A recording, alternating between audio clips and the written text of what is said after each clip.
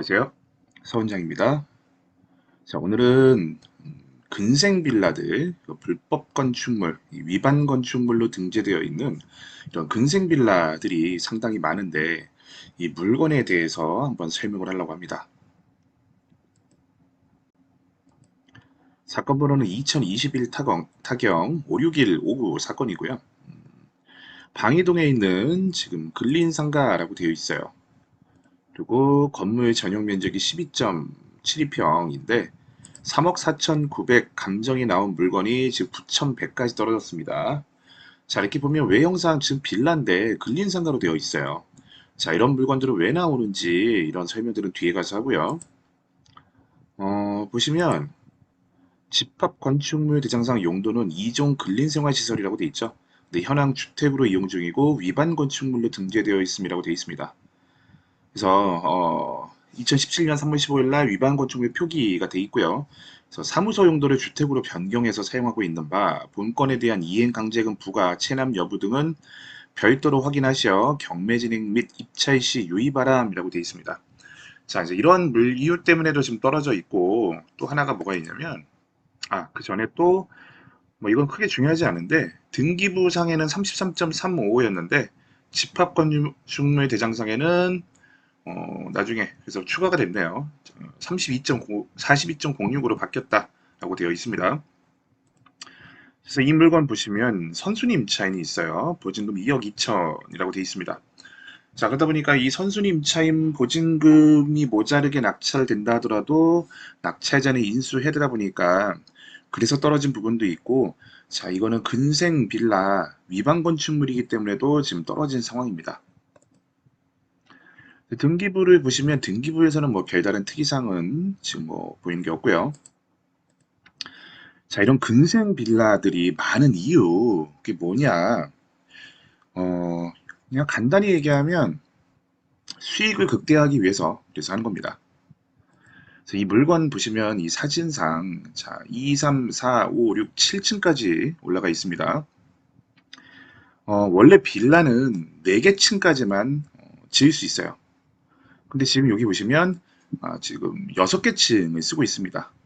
그래서 1층 필로티 주차장을 빼고 4개 층을 쓸 수 있는 건데, 자, 지금 보시면 2개가 더 추가가 됐는데, 이렇게 2개 층은 근생으로 빼버리면, 나머지 층은 주택으로, 2, 4, 3, 나머지 층은 주택으로 이제 허가를 받고, 2개는 근생으로 허가를 받은 다음에, 나중에 허가받고 나서 개조를 하게 되는 거죠. 그래서 이제 이러한 빌라들이 좀 상당히 많은데, 보통 여기에서는 제가 보기엔 2층, 3층이 근생일 가능성이 높고요. 뭐 간혹 어떤 물건들은 2층하고 꼭대기층을 근생으로 빼는 경우도 있어요. 자, 이 근생으로 빼면 좋은 점이 뭐냐면 우선 주차장 의무에서 좀 혜택이 있습니다. 다세대 같은 경우에는 세대 60제곱미터당 0.8대입니다. 그런데 근생은 세대에 상관없이 전체 132제곱미터당 한 대만 하면 돼요. 그러면 여기는 한 층에 지금 2세대라고 있다고 가정했을 때 88이 64니까 뭐 7대 공간만 확보하면 되고요. 주택에 대해서는요. 근생 여기 2개 합쳤을 때 132는 넘지 않을 겁니다. 그래서 여기 한 층당 한 대, 한 대 하면 총 2대. 그래서 여기는 주차장을 9대만 확보하면 처음에 허가를 받을 수 있었다는 얘기죠. 그래서 이런 이유 때문에도 이렇게 근생을 많이 하는데 결국 어쨌든 이렇게 근생으로 이렇게 지으면서 이거를 분양을 하다 보니까 건축업자 입장에서는 당연히 수익이 날 수밖에 없는 거죠.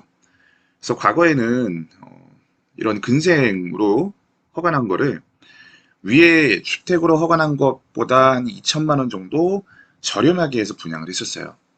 그래서 이러한 내용을 모르는 사람들이 그냥 싸다고 넙죽 그냥 분양을 받는 경우가 있었는데 문제는 근생으로 되어 있기 때문에 이거 하나만 갖고 있다 하더라도 1가구 1주택에 대한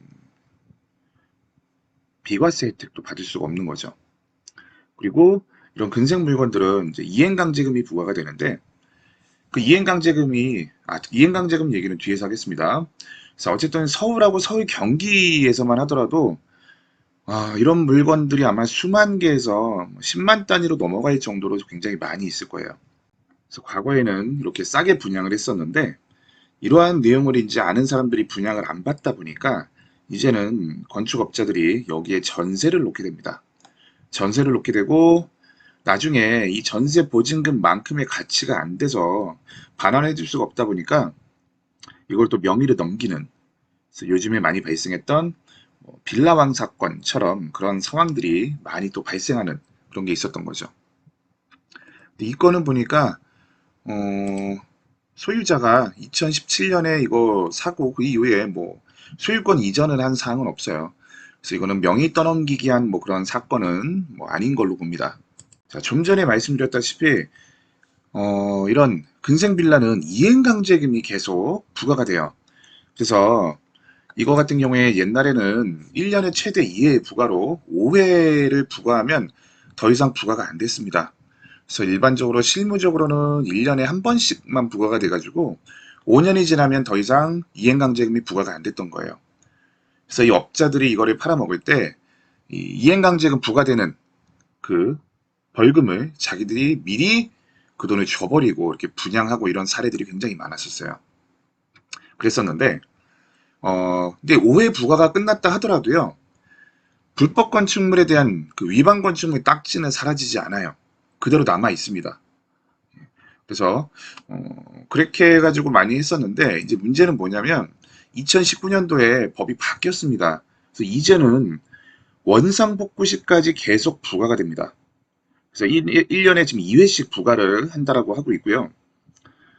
그러니까 이거를 원상복구하지 않으면 계속 부과가 되는 이제 상황이 발생하는 건데 이게 올해 말에 지금 4배까지 그 금액을 올린다는 얘기가 있어요. 그래서 지금은 이제 업자들이 이런 식으로 이런 근생 빌라를 만들어서 파는 이런 상황들은 당연히 나올 수가 없죠. 이제 나오면 안 되는 것이고요. 그리고 문제가 또 뭐냐면 이 근생 빌라는 대출, 담보 대출이 거의 안 된다고 보시면 돼요. 절대 불가는 아닌데 가능은 한데 거의 안 된다고 보시면 되고 당연히 전세를 놨다 했을 때 전세자금 대출도 불가합니다. 그래서 이런 근생 빌라는 사실 사서도 안 되고요. 임차인으로 들어가서도 안 되는 겁니다.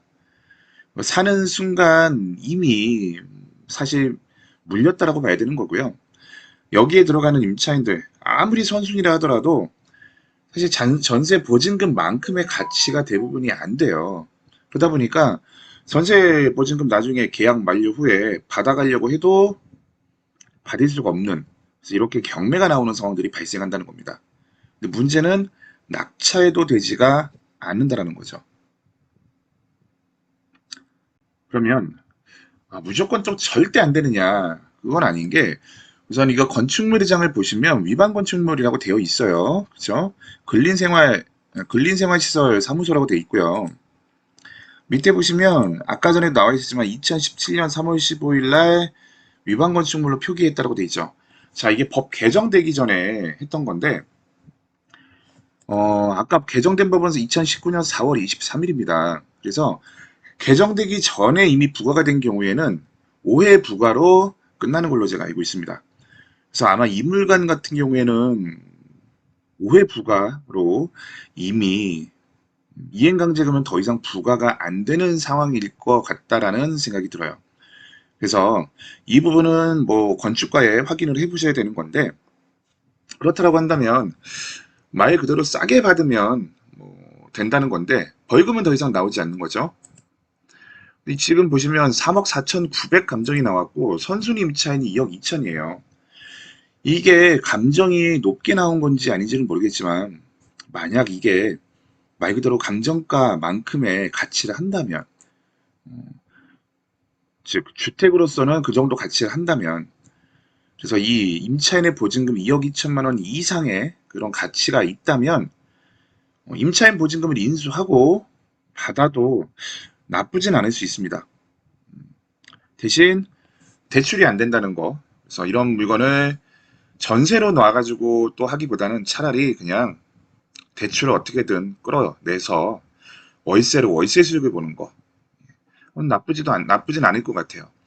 그래서 어쨌든 이거는 이행강제금은 더 이상 부과가 안 될 가능성이 높은데 그 부분에 대해서는 건축가에 직접 확인을 해봐야 되는 부분입니다. 그래서 오늘은 이런 불법 건축물, 위반 건축물 물건에 대한 얘기를 해봤고요. 대부분이 위반 건축물 물건들은 임차인의 보증금이 뭐 거의 감정가보다 높거나 감정가 비슷해가지고 낙찰 자체가 거의 안 될 수밖에 없는 그런 상황들이 많아요. 그나마 이거는 감정가는 높다 보니까 이 정도 가치만 된다라고 한다면, 그리고 더 이상 그 이행강제금이 부과가 되지 않는다면 받아도 나쁘진 않다. 대신 대출이 불가하다는 거, 이 점을 명심하시면 될 것 같습니다. 그래서 오늘은 여기까지 하겠습니다. 다음 시간에 또 볼게요. 안녕.